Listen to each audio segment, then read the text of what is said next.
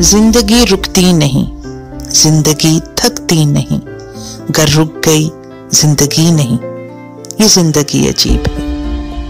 एक सफरे तवील है, कहीं सुबह उम्मीद तो कहीं शामें गरीब है, ये जिंदगी अजीब है।